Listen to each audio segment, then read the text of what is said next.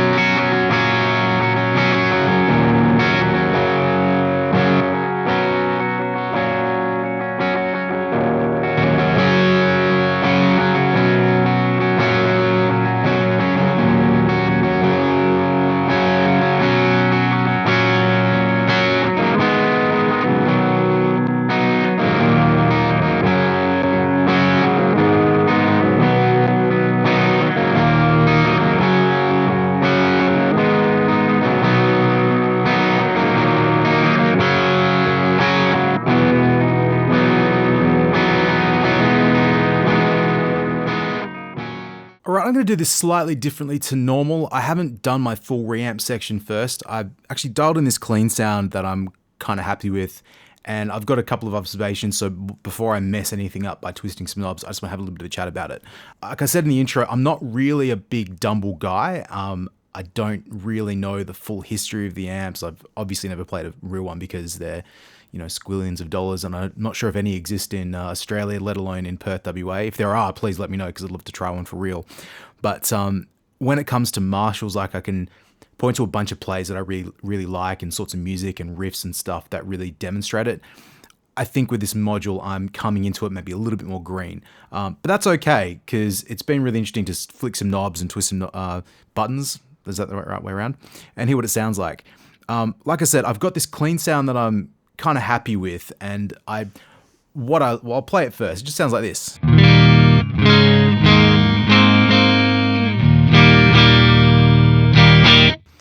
I'm in structure switch A, the reactance is about half, and I've got the presence on the module here turned up to about 10 o'clock. So I just want to quickly flick to the Syn20IR clean sound.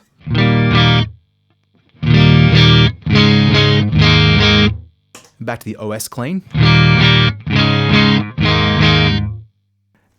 Okay, so just then, to me, they don't sound like wildly different. It just responds a little bit differently. So I'll play something, and I'm going to flick some delay on as well, because let's just sauce him up a little bit.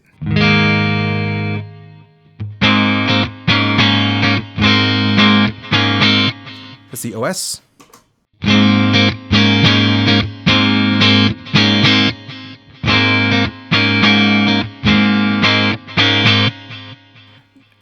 So I don't know how much of that's coming through on the recording, but to me, it's got this really interesting character where it almost feels like it has a compressor on it. Like when I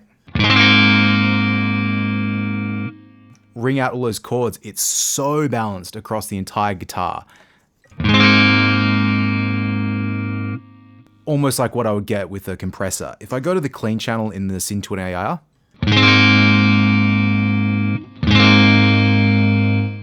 it still feels okay, but it just feels like maybe a little bit more bottom heavy. And I don't know if that's I've twisted some knobs and I've tried some stuff out. I don't think it's a frequency response thing, like it's an EQ thing that's dialable. To me, it feels just like it's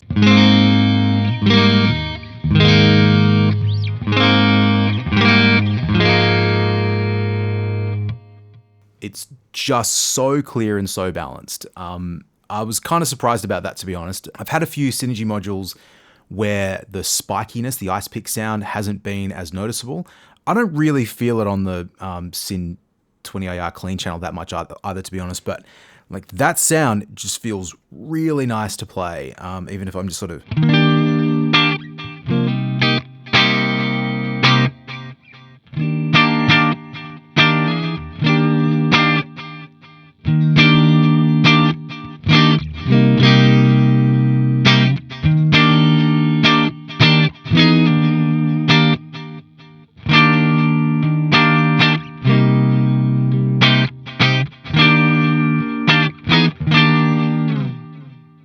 so easy to play. I mean, I don't know if that's I don't know what what's causing that at all, but I quite like that. So let's just talk about a couple of features. Once again, I've spoken about the structure. I've liked in my playing so far, I've liked structure switch A and B mostly.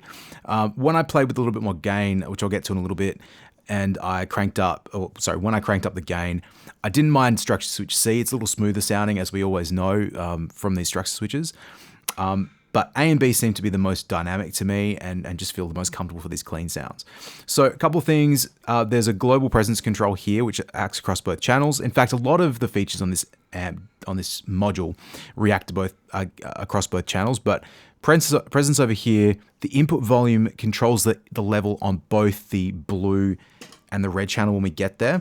There are some separate controls for the red channel, but it does react depending on where the gain is set to or the volume is set to on this one over here.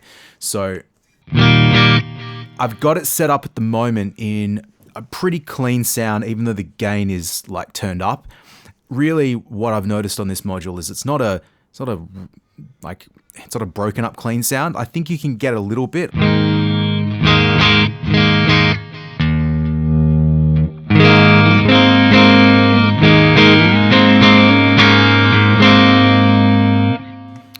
It's even in that mode, it doesn't really get that much more distorted.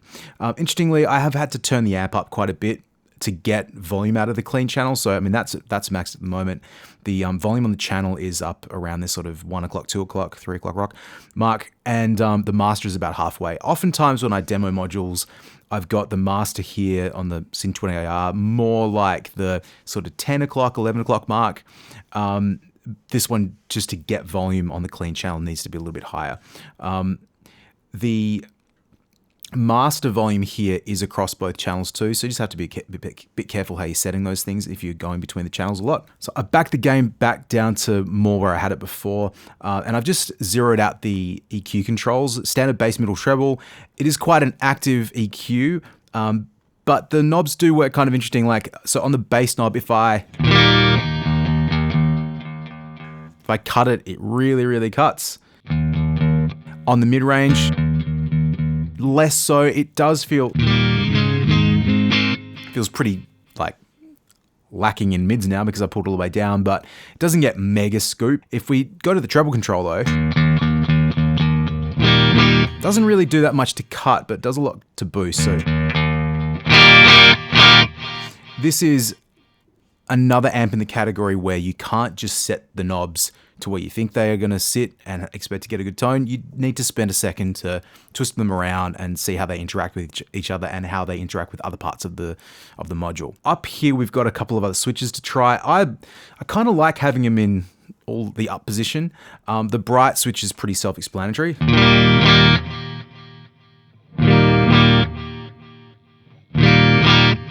Adds that little bit extra sparkle to the sound, which I quite like. This is my Shure standard guitar, by the way. At the moment, I'm just using the single coils, which are the Shure MLs, and I've got an Aldrich in the bridge here, which I'll use a bit more when I get to the heavier sounds. But I've liked having that bright switch on, just that little bit extra sparkle is really nice. And, you know, the presence control is up quite high. We'll talk about that in a second, but that has been quite nice for me.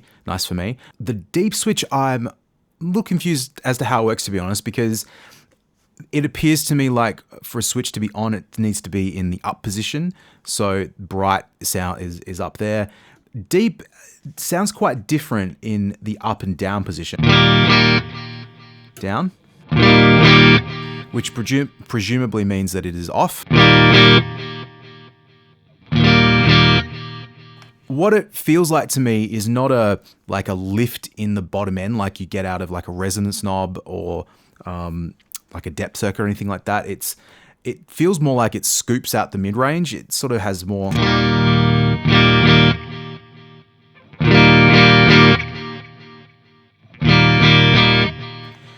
I don't want to just be that guy. Maybe it feels more Fendery to do it that way. I'd probably have to put it up against another amp to really hear that. But that scoopy sound in this clean setting is just really clear and nice to play. So I quite enjoyed that. And then finally, the rock and jazz switch, which, I mean, I don't 100% understand what this does other than it being, it feels like it's more gainy in rock mode. So it's clearly a gain boost there. Obviously, if I play jazz, then I explode and burst into flames. So I'm gonna stick to rock mode as much as possible. But in this jazz mode, like you can hear the significant drop in gain means you really need to like increase the input volume to just get it a bit more like balanced through the entire rest of the signal part. I mean, in that mode too, like cranking the input gain in jazz mode, it does feel now a lot more mid-range. And that's with the deep switch on. Let's turn the deep switch off. Turn the bright switch off. It's certainly a different tone. So, I mean, I could be wrong in this because I don't understand how the signal flow works with this amp, but maybe the jazz rock switch does do something more than just, you know, increase the gain. I looked up a little bit on how the Dumble sound works and how the switches interact. I didn't want to go too hard on it because I don't, as I understand it, like so many like Dumbles are all really different because of the way he made the amps. So it's just hard to know if like you've set it in one way and one amp is going to work the same as the other. I'm trying to be a little bit more, use my ears on this one. We'll see how that goes, right? So that's the main switches. Let's go to the Overdrive channel and hear what that sounds like. So it's the red channel, bridge humbucker. Let's just firstly look at the main volume control and see how that interacts with this red channel.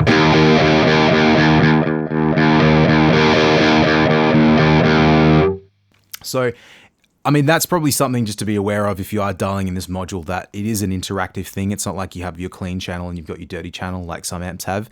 I guess this is more like what the Mesa, like, or the 2C Plus module or the Mark Series amp, where it's like there's a distortion circuit that works on top of the clean circuit. And so, yeah, if you don't get those set correctly, you're not going to get the tone that you want. But this is pretty straightforward, OD level and OD ratio. So as I understand it, the ratio button is just like the volume control for that channel and for that overdrive sound. Which kind of acts like what like a master would be for the channel. And then the OD level is actually the amount of overdrive. So we could clean it up.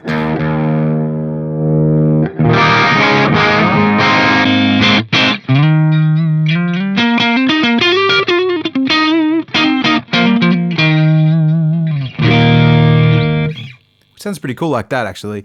You know, I like rock and I like distortion and overdrive and stuff, so you just have to forgive me for when I put it into lower gain mode and go, oh yeah, that's the sound. That sounds really cool.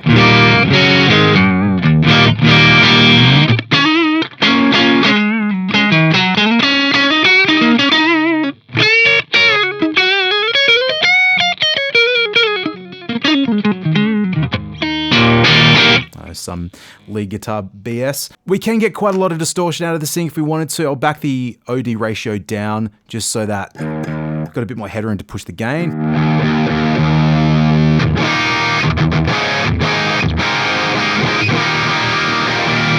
Like that's pretty...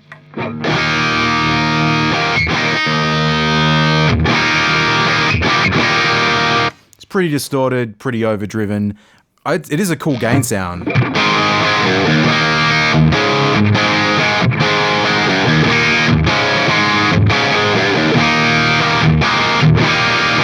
Just got to structure A really quick.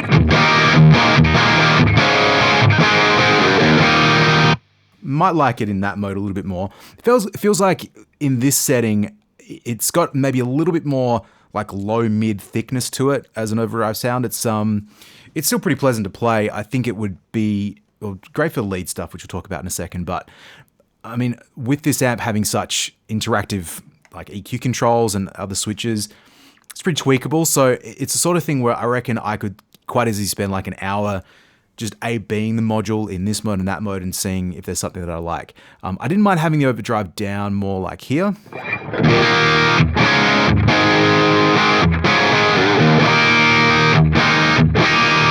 Let's just try the bright switch off. On. I think I like it more on. Let's try the deep switch in this mode.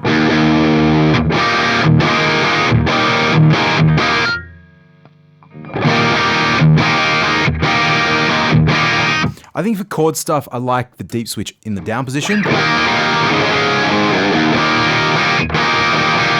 This focuses up the mid-range a little bit more. It's a bit more satisfying for how I like to play. Let's just try the rock jazz switch now.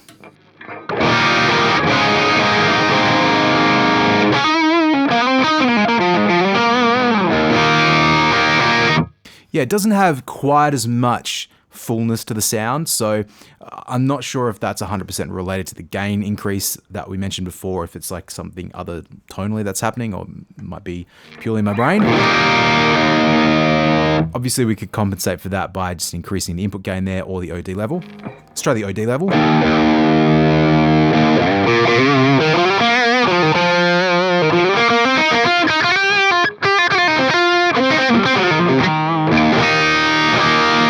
It's actually a pretty different sort of sound. Like it's got that extra mid-ranginess in that tone I don't know, it's satisfying to play. Like it would fit in a different position depending on the music you're playing.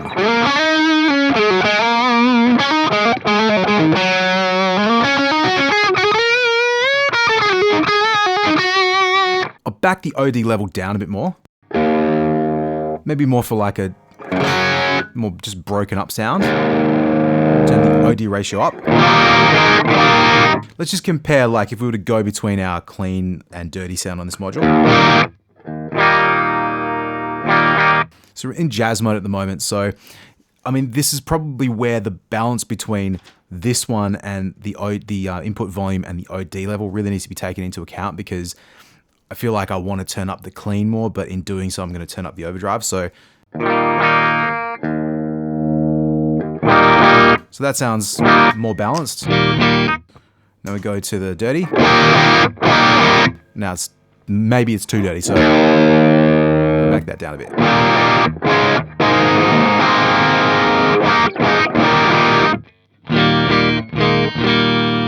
That might feel okay. Yeah, I do think I prefer the deep switch up on the cleaner sound, but that's it's a preference thing, I suppose. Let's just go back to the red channel really quick.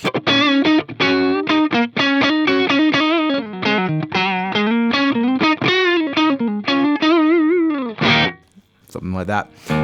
I think I like the rock setting more.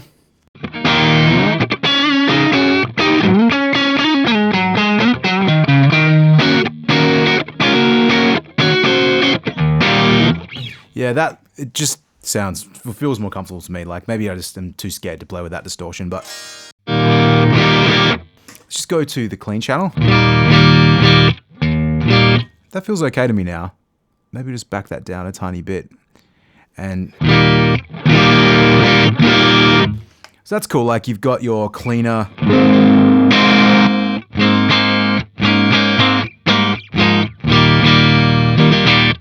Cleaner sort of sound there, and then a bit more.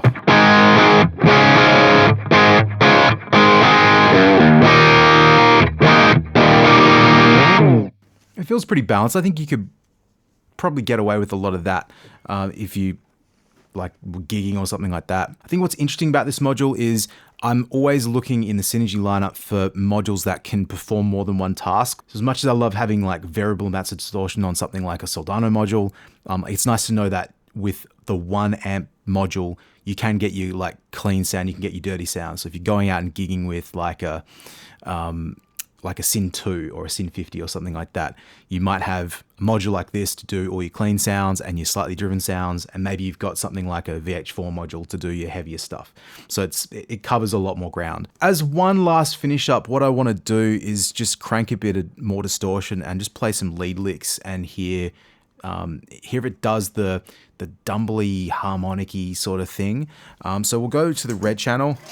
Turn the ratio down a bit. I've turned the delay on as well.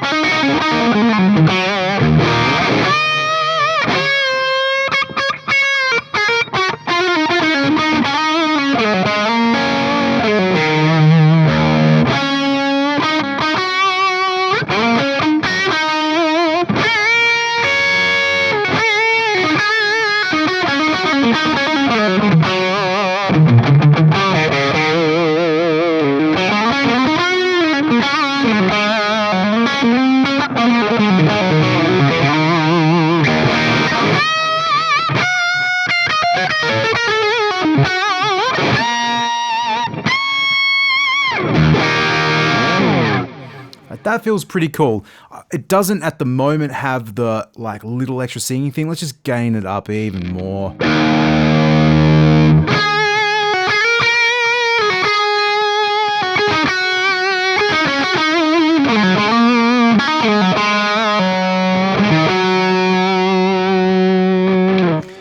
That to me, I don't know if that's obnoxious for anybody else listening to it, but that first note.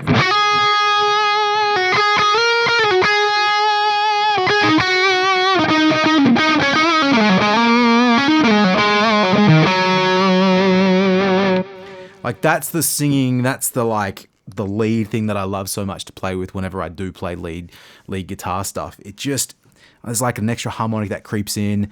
Again, satisfying to play, easy to hang on to. I don't have to fill the sound with licks because the sound is changing as by itself.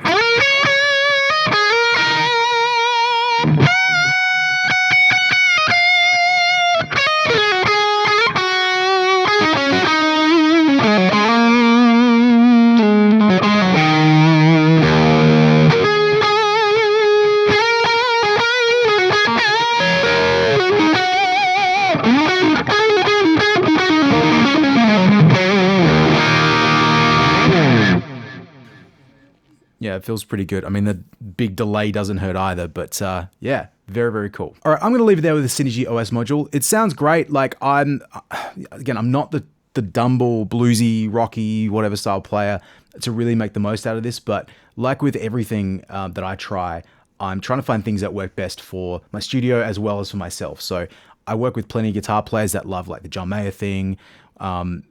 They would make this really, really work for them if they're playing strats and all those sort of things. So yeah, pretty happy with this module. I do actually have a Salvation Audio version of this, like a Dumble sound, which I'm really curious to try the OS and the Dumble next to each other to hear what they sound like. So, keep an eye out for that video in the future. But until then, I'm going to leave it there. Thank you very much for checking out the video. If you haven't done so far, please like the video and subscribe to the channel, and I'll see you on the next one. Peace.